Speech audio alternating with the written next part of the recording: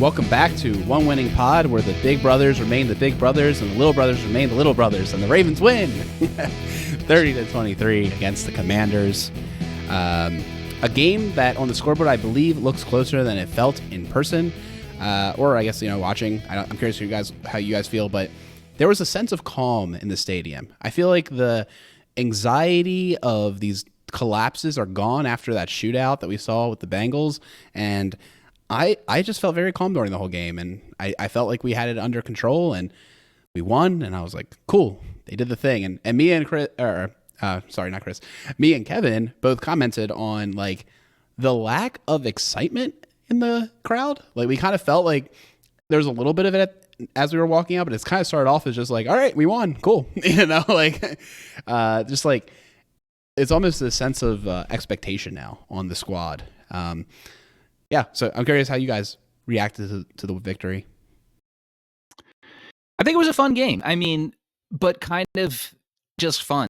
It, in a way, kind of felt like a preseason game, not in the fact, of course, this win mattered for the Ravens. It mattered for the Commanders. They wanted to get it, but, it's an AFC versus NFC game, right? It doesn't matter for tiebreakers. Of course, it matters for the record, but yeah, I think it's a fun little rivalry, but just these teams don't play enough, for it to mean too much, for it to get to be bad blood, in my opinion. I know other fans feel differently, and everyone's allowed to feel how they want to feel. But yeah, I think locally, I know a lot of Commanders fans. I think I might know as many Commanders fans as I do Ravens fans, to be honest. So, there's a lot of fun banter leading up to the game, and a lot of Commanders fans, they're excited about the Jaden Daniels era. I think that they're kind of a bit surprised with how big it's, started off, as KJ was saying when he was here.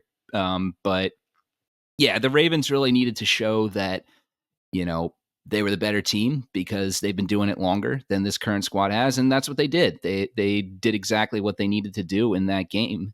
And, like you said, I agree with you. The final score, I think, looks closer than it actually was.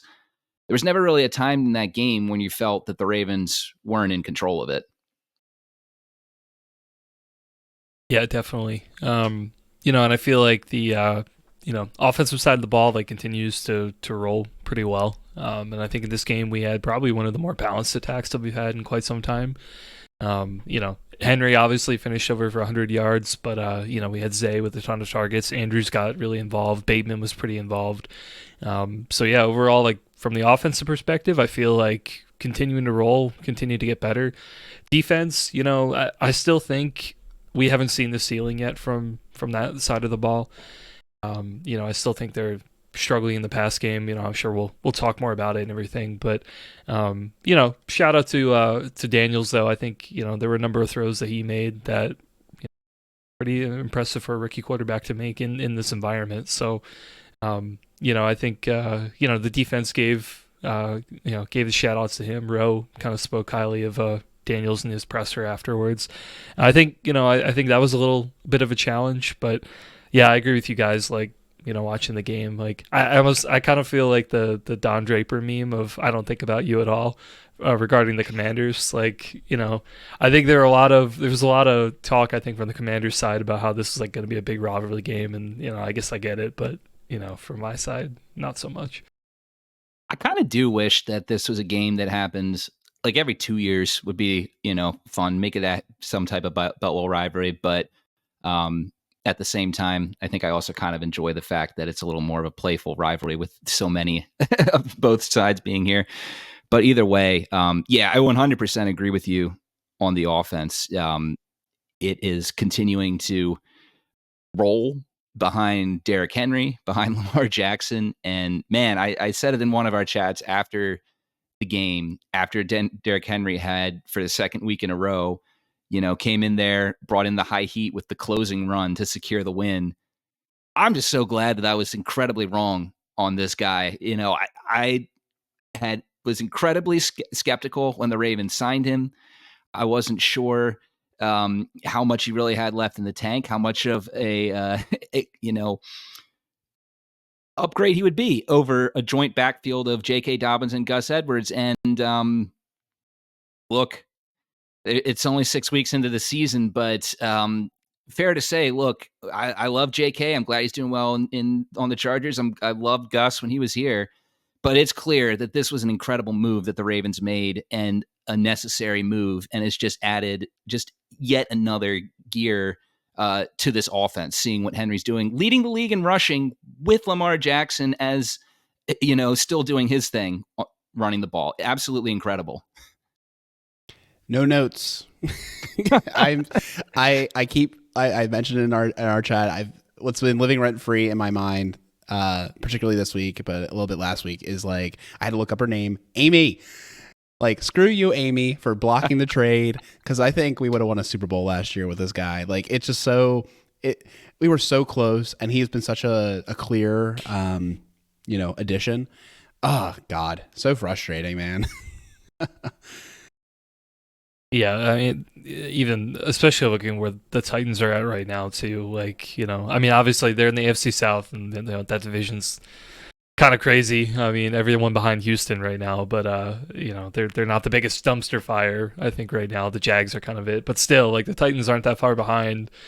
The game they just had against the Colts, just not a good one. Their franchise is not like not out of the rebuild as it looks. So, yeah, I mean, I guess it's on them for not getting the draft capital that they needed. But on the other hand, too, like I guess I can understand it. Like we've taken a lot of good Titans players over the years, from the franchise. So like, I don't know. I guess I respect it. Like there's some bad blood between us and the Titans, and I think even their ownership might may believe in that too. Yeah.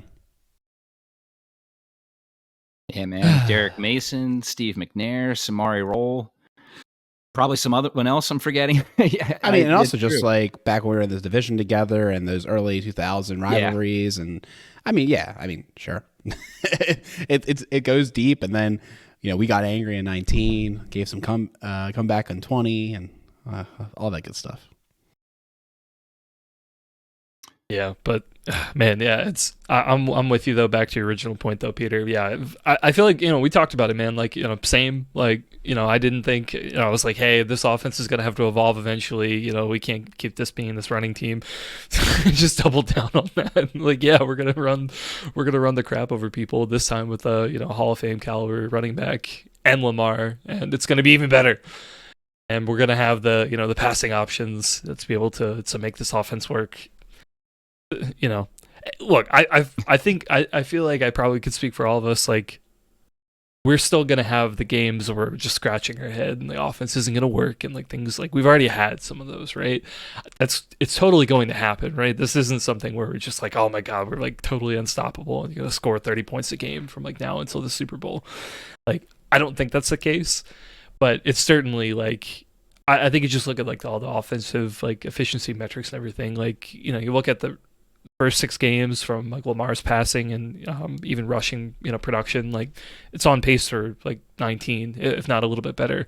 And obviously, if we look at Henry's production, like the touchdown levels right now are just like incredible. Like, could make 2K, 2K yards, although that might be a little bit of a stretch depending on kind of his usage, but still just to be in the conversation of that and then see what Lamar is doing, like. I just from right now where we're projected, like it's gonna be it could look even better than what we've seen in years past, and the biggest thing is just Henry's got to be there in that January time. Like that's the time right now where we're gonna need him. Yeah, and I think that's a great point. It will be interesting to see as the season goes on.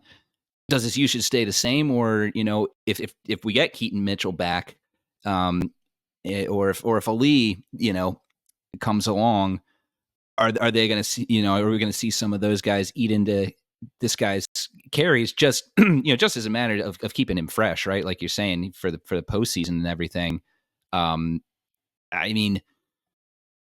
Throughout this guy's career, he's been a tank since 2019. Last year was the first year he kind of looked human. But even then, he still had over 1,000 yards rushing, 12 touchdowns. That was a down year by his standards, but I mean, still a really good year. He's very close to being within 400 yards of his whole rushing total over 17 games from last year, which is just insanity. But yeah, and I think you bring up a great point too with how, look, I mean, it's not just they're running the ball with Henry, right? The passing attack is starting to come too, and it's a different guy every week. This week I had to wear it. I had to wear his jersey. Welcome back to the end zone, Money Mark Andrews. It was great to see him give that giant spike of the football and just scream. I'm sure you guys probably may have even heard his scream from up there in your seats in the game. He was fired up for that, which was great to see. And Zay Flowers, man, coming up, like Alex said, I was 1 week off on him, breaking his career high in receiving yards for the bold predictions. Came very close against Cincinnati. Did it this week. And just, this just might be what the offense is all year. Just a different guy every week. Granted, it was 2 weeks in a row for Zay against Cincinnati and Washington. A combined 21 targets. 16 of those were for receptions for 243 yards. But the 2 games prior to that, against Dallas and Buffalo, he had a combined 6 targets for 4 catches for 30 yards. So it'll be interesting to see, is this a direction the offense is going? Is Zay just getting all the targets, or is it just going to be more of like, who's the hot hand this week in the passing game, right? So, but still, great to see Zay get the big games we know he's capable of these past 2 weeks. Yeah, no, absolutely. Just from like a passing efficiency, just Zay, getting a ton of targets. I mean, I feel like Washington's defense, I think, was an area where I think that they could exploit it a bit. I mean, just look at how many guys they stacked in the box to try and stop Henry, and even in the second half, it really didn't work all that well. But they definitely tried to commit to try and stop the run. Didn't really work for them, but it left those opportunities for the guys on the outside. So, Zay, we know he's got the speed. He can separate. Like, he feasted on that. Bateman as well also got pretty involved. I think he had a number of good catches. I think if I recall, he only had the 4 or 5 catches on the game, but it felt like one of those games where hey, you start to see more than 2 or 3 catches for him. Like, that's a big game for Bateman. So, I think this was definitely the week, I think, to premiere the passing attack, just against the Commanders and what the defense that they bring, and they were able to execute really well. Yeah, 4 for 71 for Bateman, huge game for Bateman. And it's one of those things where, again, just the trust, the quality of connection. It's always over like 15 yards when he gets these catches, etc. He's really becoming a big part of the offense. And kind of to go back to what Peter was saying, like, are we starting to figure out the identity of the team? I think we are. I want to give credit to Cole Jackson. He made the tweet, and I was able to find it using the search. I couldn't believe it. But I was like, I believe it had Pick Your Poison in it. So I just put Pick Your Poison in it, and it was the first thing that showed up for me. But yeah, if you look at it, it was Zay Flowers in Q1, and then it was Zay and Bateman in Q2 with a sprinkle of Andrews in that touchdown. And then in Q3, it was all Andrews. That was a huge Andrews moment. And then they went back to Bateman in Q4, right? And then sprinkled throughout all of that, you had Jackson and Henry running effectively. When it wasn't one, it was the other. It was basically a constant level of rush production. So, they're just basically, oh, you took that away? No problem. And I mean, we had the same for a while, but the amount of weapons we have, I don't know how you can possibly stop it all. You can't focus enough. They're too good. And that's it's a beautiful thing. Like, we did it. Like, I think we've been wanting this for 7 years of Lamar's existence. Like, can we get the offense around him to be at an adequate level? And I think we've been flirting with it for a while, and Lamar's been so good that he has, made it happen. But you compare his stats. Like, if now you're talking about like this third MVP candidate. I mean, he's doing it all over again and then some. Like, he's better. This is his best year ever if you compare the first 6 games. And I mean, it's ridiculous. And it also looks a lot less high effort. His Superman cape has been mostly just hanging up on display. He hasn't had to do it as much. So it's good. Like, I like that the offense is just working and he's able to just be a good point guard sometimes. 100%. I think we should also note, though, that the past 4 weeks, they really haven't faced the toughest of competition for a defensive standpoint. Sure. That is not to take away anything that they've done, because also on the flip side, I mean, they've scored at least 28 points in all 4 of those games. 3 of those, they scored at least 30. I mean, you also have to look and say, like, you know, they're putting up points against these bottom half league defenses like they should, but they're also putting up a ton and making it look easy, just like you said. So it'll be interesting over the next 6 weeks. You have 4 defenses in there that at the very least will be tougher than I think what you've played. You've got games against Cleveland.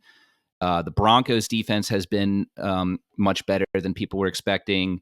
The Steelers defense has been solid this year, and the Chargers might, you know, they have one of maybe the top 3 defenses in the league right now. The Chargers defense has really been doing well this year. So that'll be a bigger test. And, you know, I think they're showing that they'll be able to still put up points in those games. Maybe it won't be quite as many, but I think this, like you're saying, the fact that they're getting all these players involved, it's showing that they're going to have options to look at. And these secondary guys, these Batemans, these Isaiah Likeleys, they'll be ready to make plays in these games against tougher competition. Now that they're getting looks in these games where it's a little easier. And, you know, we got to do our weekly offensive line check too. Continue to look good. Continue to make big running lanes for Henry. 2 sacks given up for Lamar this week, but one of them definitely was on Lamar. I think that one of them in that second half, he held the ball for like 10 seconds in the red zone and had multiple opportunities to escape that and just stayed in the pocket. Rosengarten had an excellent pancake on that play too. If you go back and look at it, that was a really great highlight from him. But yeah, I mean, continuing to look like a very solid unit. Ronnie Stanley continuing to be his all-pro self. Rosengarten and Falele continuing to grow, making some mistakes, but continuing to make great plays as well.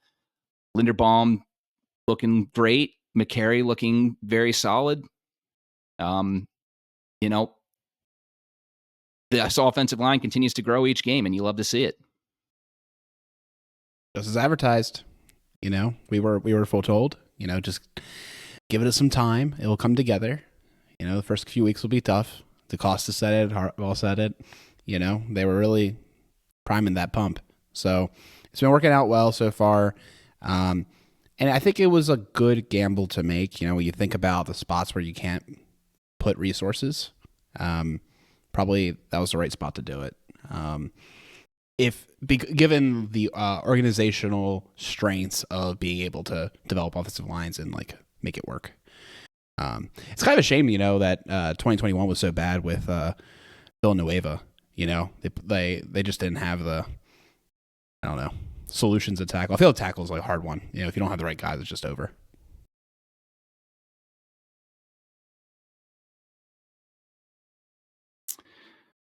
Yeah, I mean, just a great game from the offense. I think now is a great time to look at the defense, because when we're looking at units, you know, where some improvement does need to happen, run defense, I mean, the run defense continues to be outstanding. So far this season, the Ravens have not given up a rusher who has eclipsed more than 50 yards on the ground.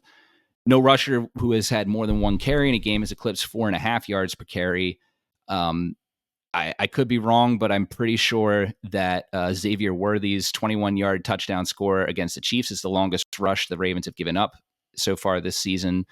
Don't quote me on that, though, because I'm not 100% positive on that. But it still stands. Run defense, excellent. You know, they're getting their blocks, they're tackling fine. But the pass defense, well, I think it did better this week than it did against Cincinnati. Number 1, you're at home. Number 2, lesser competition. And you know, number 3, nowhere to go but up after you give up, you know, 500 yards passing, right? So, yeah, I mean, how are thoughts on the passing attack or passing defense, I should say, after this game?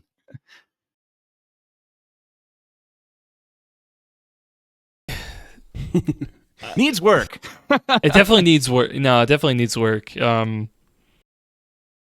Yeah, I feel like the first couple of weeks, I feel like I was willing to give benefit of the doubt, I think, to some of the secondary. But yeah, I feel like in this game, I think I'm definitely open to the idea right now that like I think there's a lot of trouble, I think, in the secondary, particularly on like the safety group. I feel like just I don't know. It feels really weird to me. I think with so many vet players, with a group that's mostly been consistent over the last couple of years, that there's so many miscommunications. I mean, granted, like could be related in the new scheme. I think there might be something to say there, but particularly for like a guy like Marcus Williams, like seeming with a breakdown in coverage and letting up a touchdown earlier. Like, I mean, come on, man. Like, I think you've been there, you've been around the league, like you've been in this defense a while. It's just like why are we still have like these like little breakdowns and things like that? So, I can't point to a particular player or anything. Like this isn't necessarily new. I think even for the Ravens scheme, it's quite complicated and it kind of relies a lot on that communication. But still, like definitely needs a lot of improvement for sure. I feel like we've got the corners right now. I feel like in terms of like one-on-one matchups on the outside, like Stevens continues to do pretty well. I think Humphrey did well. Wiggins is a little handsy, but like he's a rookie. I think he's going to grow out of that. For the most part, I think he's been doing a fairly good job, but I feel like it's, over the middle, like, we have a lot of trouble with that, particularly behind road, like in those safeties, like it's so soft there. Yeah, I keep saying it. I still have this feeling of like, there's just a lack of trust right now in the unit and they need to like get more discipline and actually just do their job. And maybe the problem is not knowing your job. There's so many keys that you have to have memorized and like know, like making sure you're on the same page. Hopefully it's something that improves. Maybe they have to simplify things. I think one thing they were doing 2 weeks ago was, I didn't really notice as much this game, but maybe I missed it, was they were putting our linebackers in bad spots. They were doing the simulated rushes and having them drop from the line of scrimmage and having to, flood back to their zones. And that could be picked upon. We saw Burrow able to pick upon that. I think one thing that I'm kind of observing with this group is also I just think they haven't quite gone the rhythm, similar to how we're talking about Monken, like is in his bag and he has the rhythm of making the right calls. I think Orr hasn't quite gone into that same rhythm yet. So I'm hoping that maybe with the addition, what's the guy's name that they brought Peas. in? Bean Peas, man. Yeah, Mr. Peas. What's the guy's name? Look, man, it's been a really long day. Never been a part of the Ravens. It's been a really long day, man. I'm sorry. I'm really bad at names sometimes. Yeah, no, so maybe with Peas, like that'll improve. I don't know, but like it is beyond benefit of the doubt stage. Like it is a problem. It needs to be solved. It is, in my opinion, the only thing holding me back from just being like it's over, for the league. Like watch out. But I think the optimism in me, the Pollyanna in me, that's a word I learned recently, it says that it's an opportunity for growth, right? Like we're already playing so well. There's an opportunity here for improvement. Pollyanna in me. I'm maybe not cultured. What the heck does that mean? I didn't know it either. I looked it up. It's poly, like the word poly, like like with 2 L's, and then Anna, like Anna, and it just means like an optimist. Okay. I heard a person characterized by irrepressible optimism and a tendency to find good in everything. Yeah. And then Jason was the one who told me the word. He said, I like Pollyanna. Instead of being honest, because I'm always optimistic. I thought it was pretty cute. That's quite funny. Shout out, Jason. That's pretty good. I like that. Better than some puns made with your last name, I'll say. But anyways, moving on. What can they possibly be? Anyways, yeah, I think you're definitely onto something there with the communication, and hopefully that's something that you kind of want to say, oh, like after the bye week, maybe that'll be fixed. But I mean, we got a late bye week, so it's kind of got to be short up by please. Then. I wanted to add something real quick too. I know it's a week-to-week league, but like, I watched the Giants stop the Bengals, and I'm like, how? Like, you're not actually that good of a defense, right? Like, how bad are we? We just got completely torched.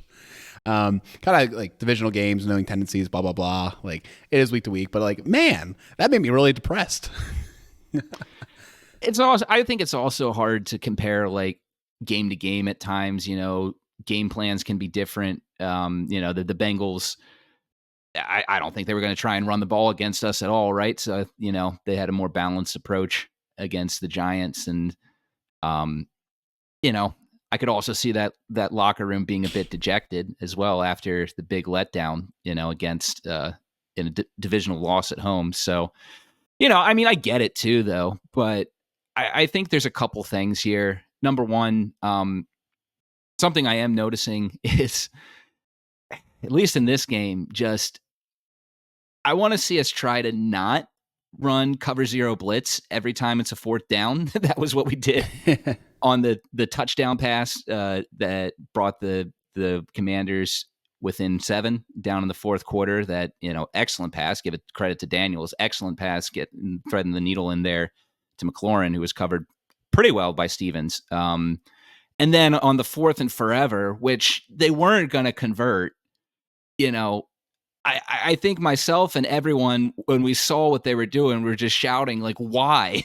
And then Daniels, to his credit, just chucked the ball to, who was it, Noah Brown, that Wiggins was covering, and drew the PI, So, and again, we have to remember he's young, the guy's literally my age, same exact birth date, same year. And I'm thinking to myself, as a coordinator in the NFL, I can't really think of that because I have no experience there, but still, that at my age, like, that sounds like a tall task, right? You're coaching guys who, a couple of those guys are older than him, right? Who are out there. I think Brent Urban might be.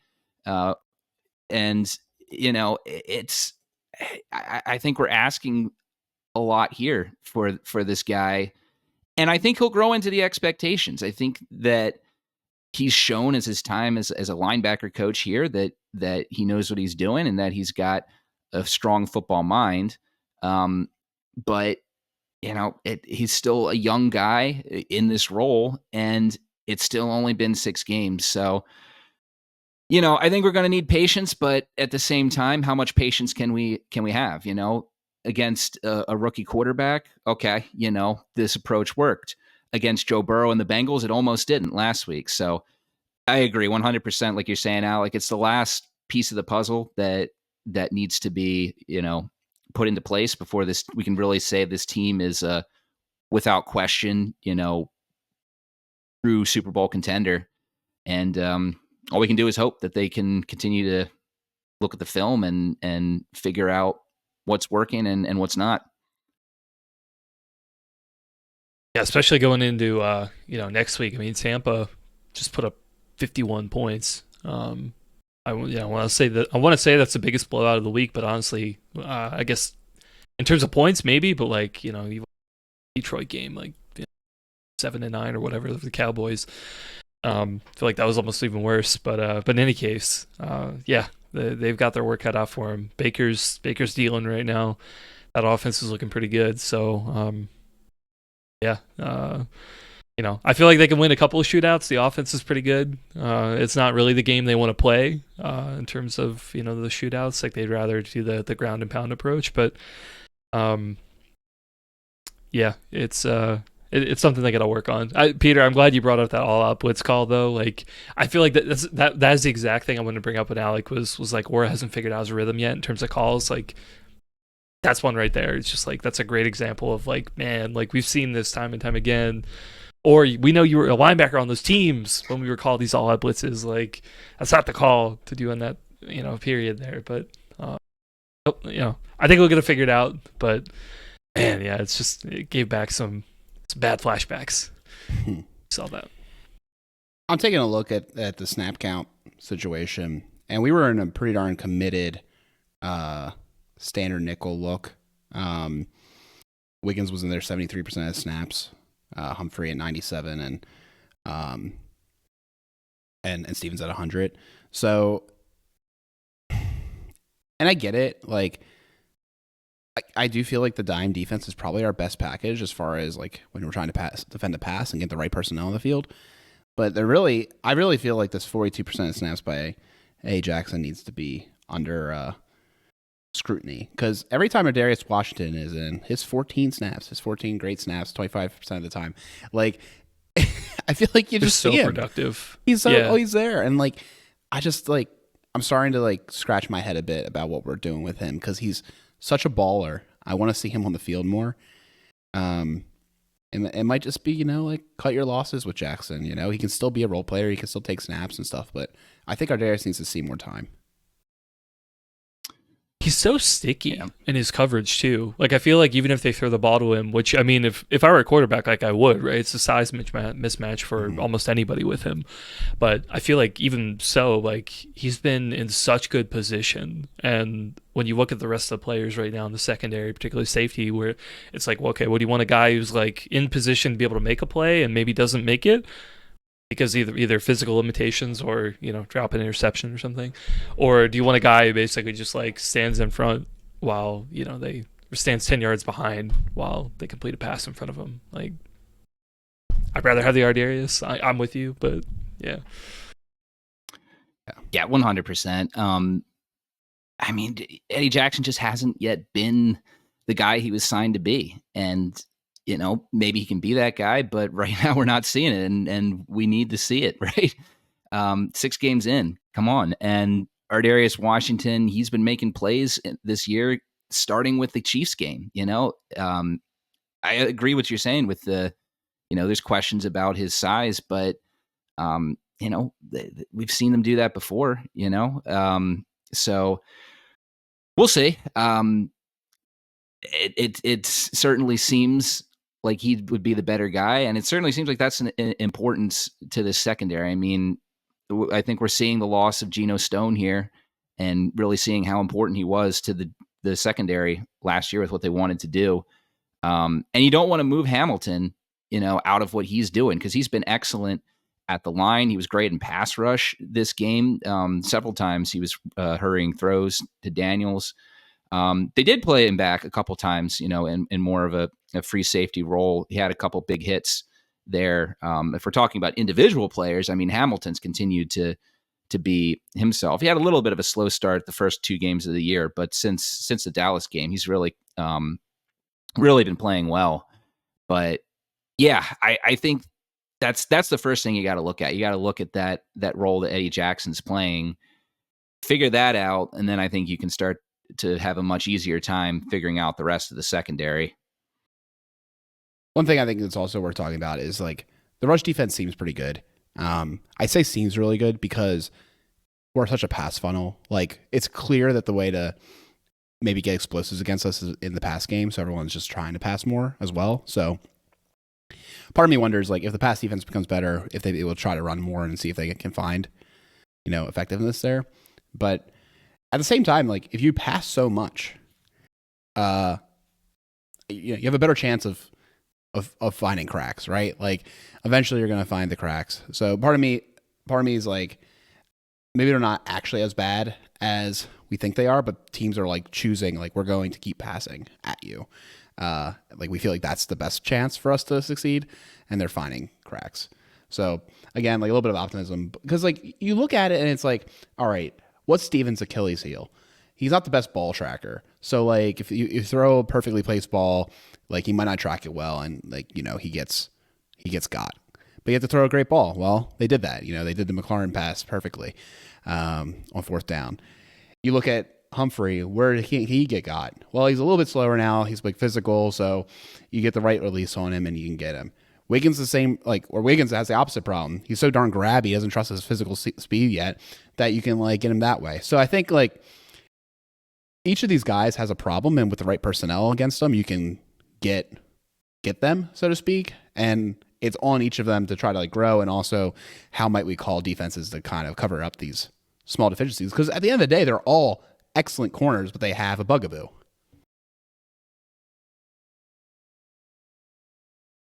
Yeah, definitely. Yeah, it's going to be something that we're going to be watching, I feel like, for several weeks now. It's going to continue to be something. It's not going to be something that's going to get fixed, next week. At least not entirely, but we'll see. That's a big matchup we'll talk about. We'll probably lead off with talking about the Bucs passing attack versus the Ravens defense. But before that, I guess we should get into our MVPs for the game. Either you guys want to jump in and be the first one? No, I have no pressure. All right. Well, I'll go first then. Okay.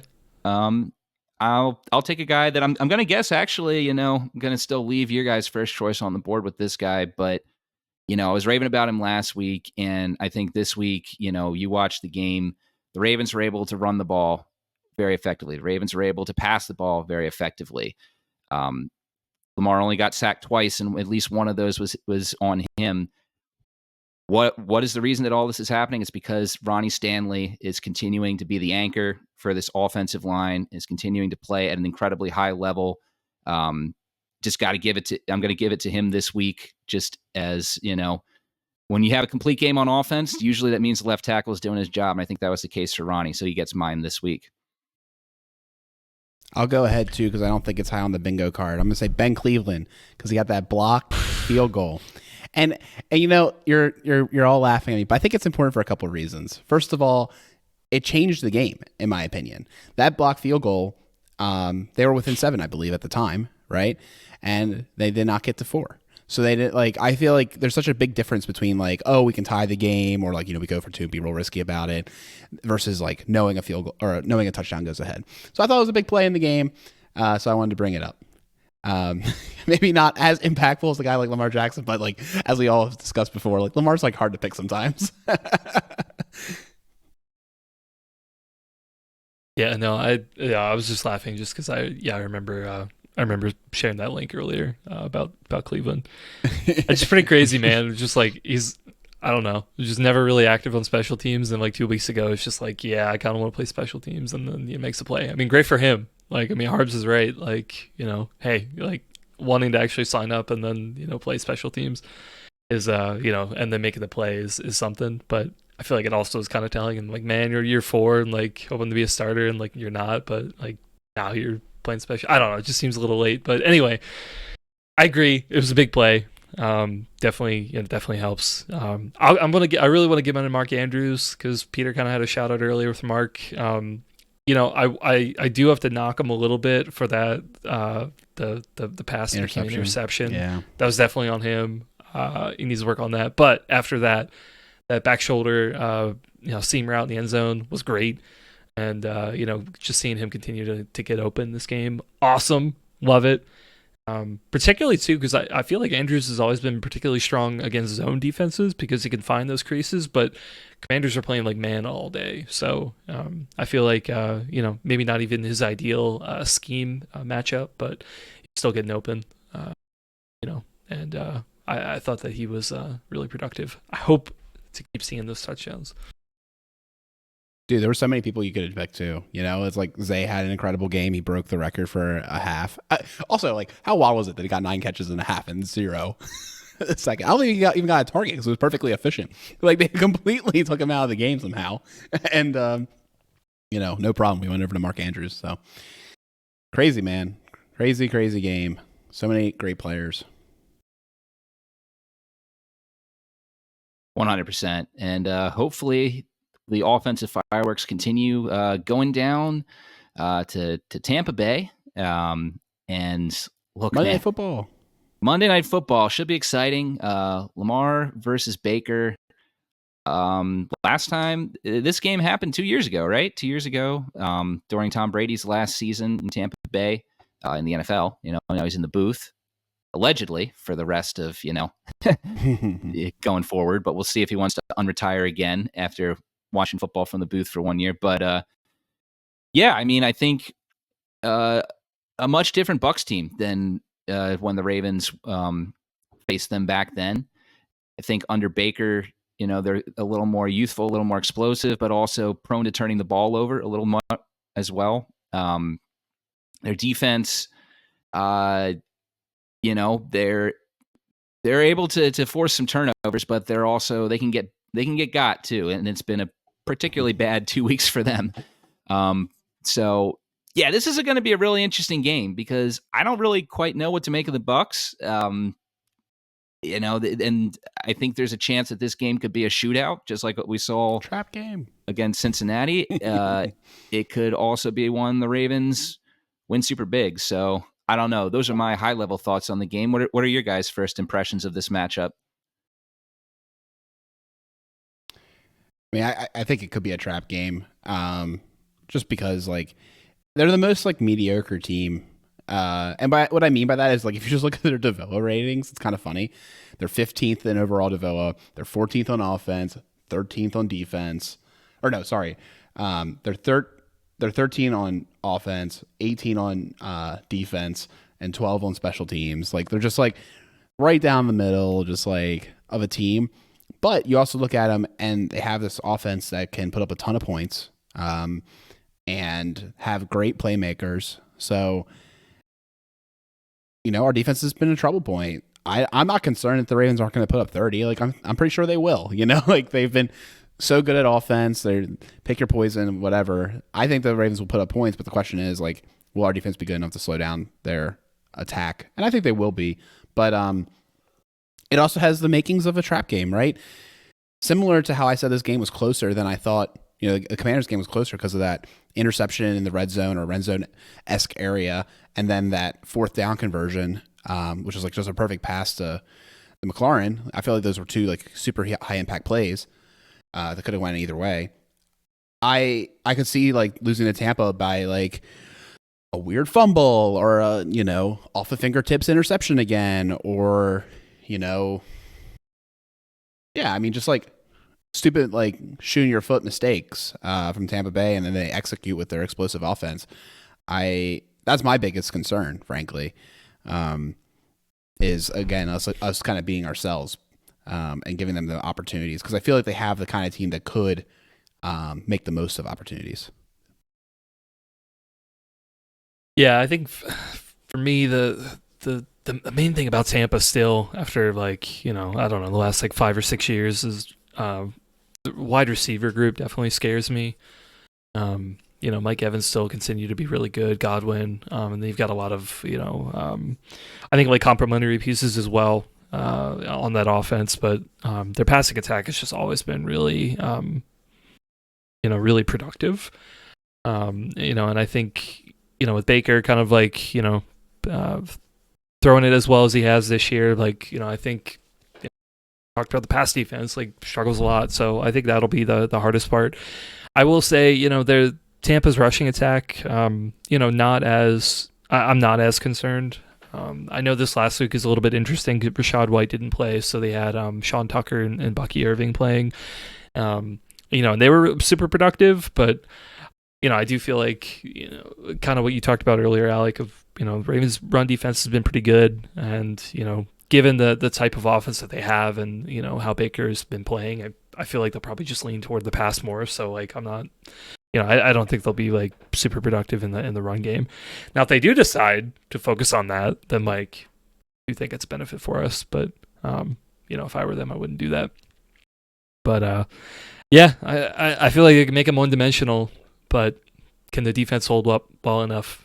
Can they get enough of an improvement over the weeks past to be able to hold them? I don't really know. Yeah, I think the key to this game is going to be pressure on Baker. Which, I mean, any quarterback, you rush them, they're not going to do as well. But I think Baker in particular, you look at the 2 games this year where Tampa's offense wasn't able to get off the ground. That was, weeks 2 and 3.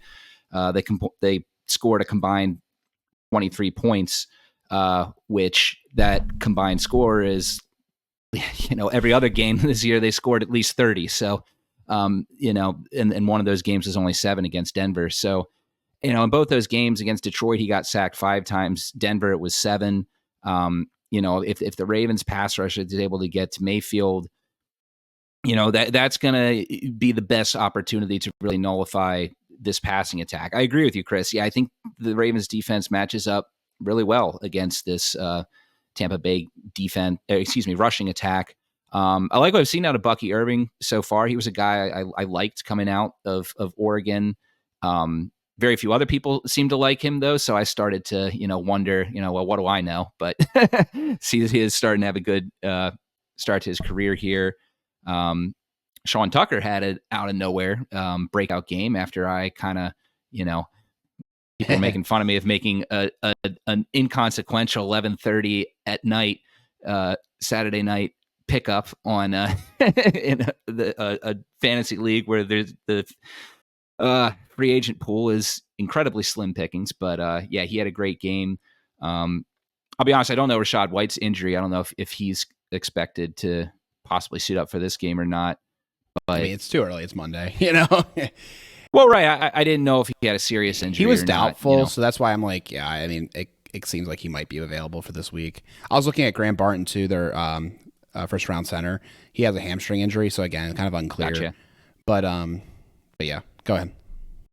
Yeah, and I think also you look at Tampa's offensive line. I'll admit I haven't, I don't know them that well, but from what I did see against the Saints, they can get got. They don't look like a unit that looks unbeatable.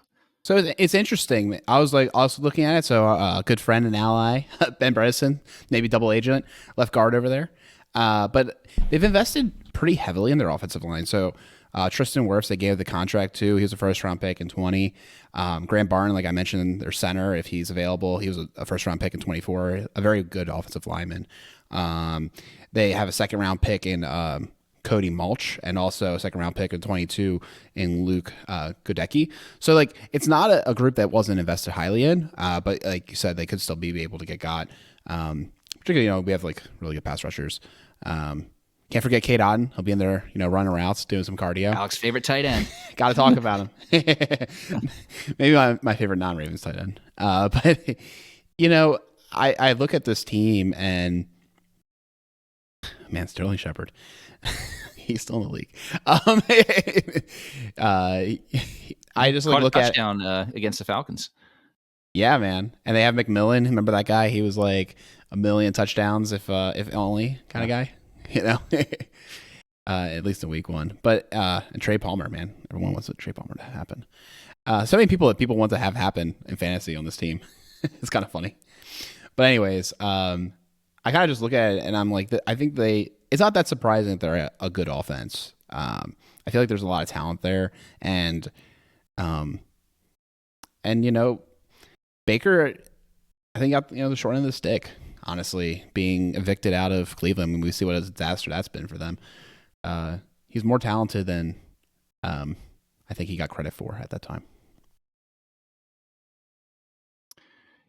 Yeah, I mean, of course, hindsight's 2020, but yeah, it always did seem like an odd move for the Browns when he didn't seem like he was, the problem there, but who knows?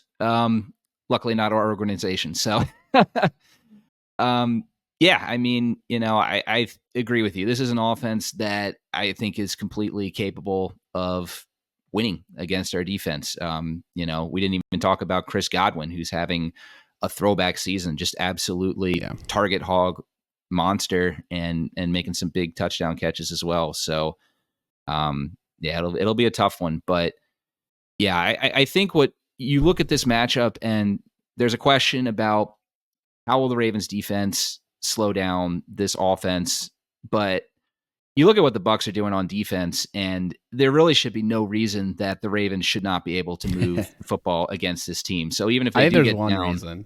There's one single reason. But go ahead. All right. Well, let's hear it because I'm looking for it, dude. I mean, Vita Vea, right? So Vita Vea against Linderbaum is, I think, a matchup to watch. We saw him struggle against him last time.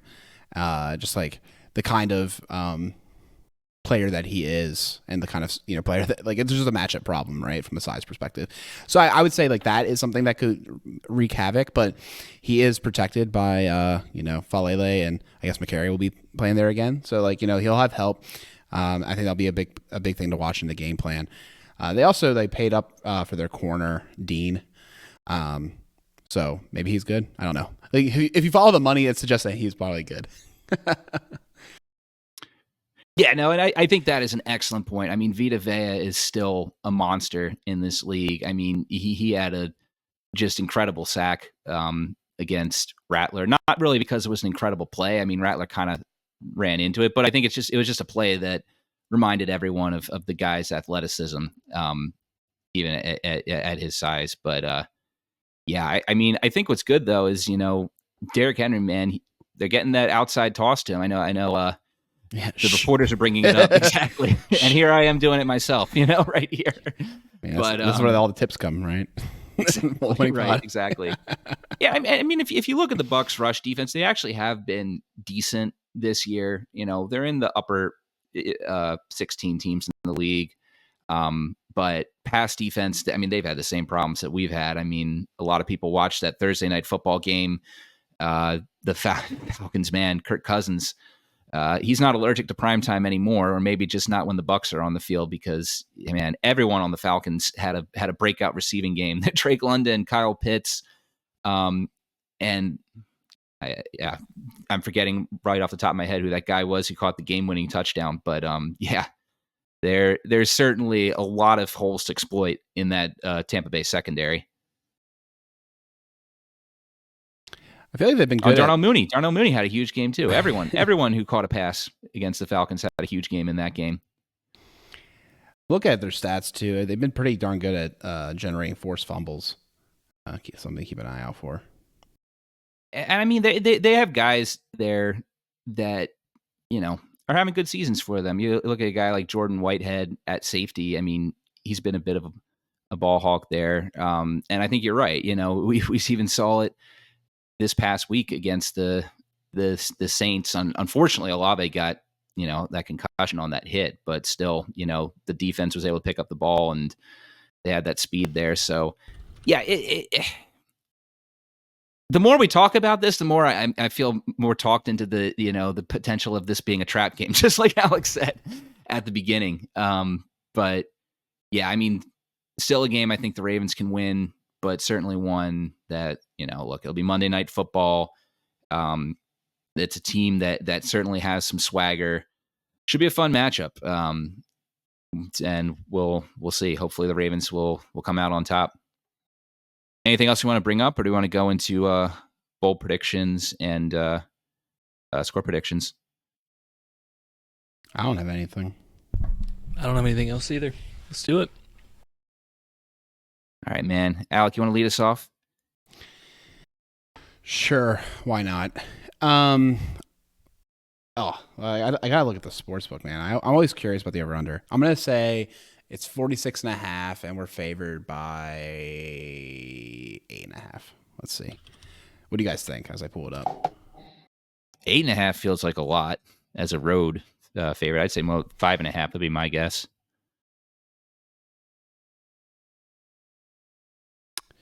Wow.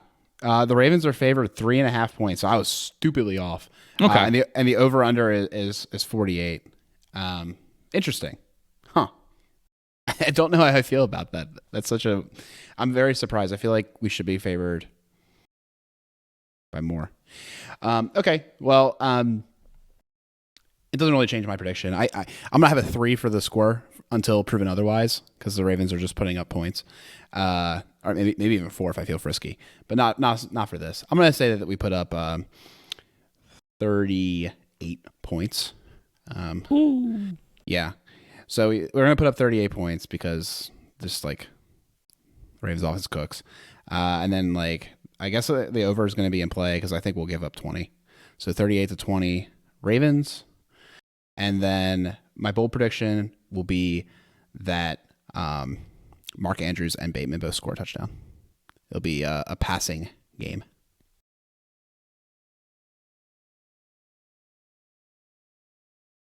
Nice. I'll go. I guess I'll go ahead and go. As much as the trap game narrative, I feel actually. You know what? You just said 38-20, Alex. So I'm not sure. Hold up. How much of Man, I got so close to my bold prediction last week. I just noticed 75 and a tutty for Andrews. It was 66 and a tutty. Man. So close. Man, Sorry. Man. Anyway, no, I was just gonna say, like, I thought you were going in the trap game narrative, and then you're like, nah, they're gonna win by 18. So I know, right? Anyway, It could be. Doesn't mean it's going to be. Yeah, no, no, but anyway, no, I was just thinking back to the 2022 game, which I also believe was a primetime game. We played in Tampa, and we won that one. Score was a little close, just 27-22. But if I recall, I feel like that game we felt pretty good about the offense going up and down the field. So I don't know if it was as close as what we thought. I just kind of feel like right now we're rolling. I feel like I feel like the 0-2 start is firmly in the rearview mirror right now. So I'm definitely gonna pick them to win. I'll say 30. I'll say like 31. Like 31-27 or something. I'm still iffy about the Ravens defense, so respect where it's due. I think that they'll still put up points, but I still think we'll win. In terms of bold prediction, I'm gonna say likely leads the team in receptions and touchdowns. Because if you guys recall, that was also his breakout game. His rookie season was against the Bucs. Oh. That's right. It was good throwback there. Yeah, he's been a little quiet. I mean, I still think he's been targeted in the red zone a good bit, but just hasn't been able to connect the last couple of weeks. I'm gonna say that he leads the team this week. Yeah, this is such an interesting matchup to look at. I do think that Vegas is onto something. I'm going to pick the Ravens 35-31. And my bold prediction is we're going to get a defensive touchdown.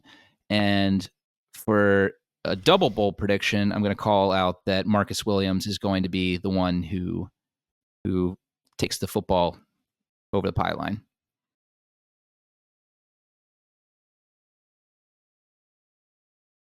Wow. That's so bold. So I call it bold predictions, man. I know. I love it.